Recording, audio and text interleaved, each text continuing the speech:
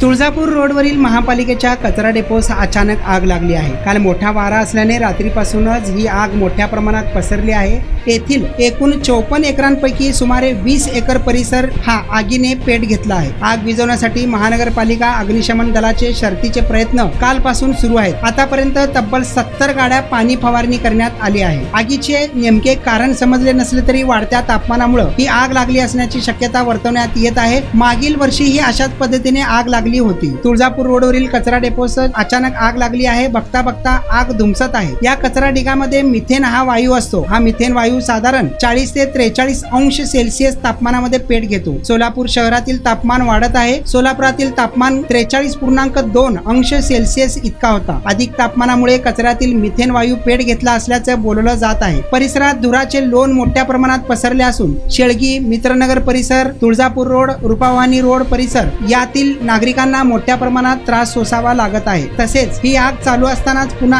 आज सकाळी बार्शी रोड, भोगा रोड या ठिकाणी असलेल्या स्मार्ट सिटीच्या कामासाठी ठेवण्यात आलेल्या प्लास्टिकच्या पाईप देखील मोठ्या प्रमाणात आगीत भस्मसात झाले आहेत। अग्निशमन दलाच्या 2 ते 3 गाड्या या ठिकाणी पाणी मारून आग आटोक्यात आणण्याचा प्रयत्न केला असून स्मार्ट सिटी अंतर्गत वापरण्यात येणाऱ्या या पाईप असल्याचे बोलले जात आहे। या आगीत या पाईप सगळ्या जळून खाक झाल्याची माहिती समोर आली आहे। अग्निशमन विभाग तुळजापूर रोड कचरा डेपो आणि भोगा येथील पाईपला लागलेली आग आटोक्यात आणण्याचं काम जलद गतीने करत असल्याचं पाहावयास मिळत आहे।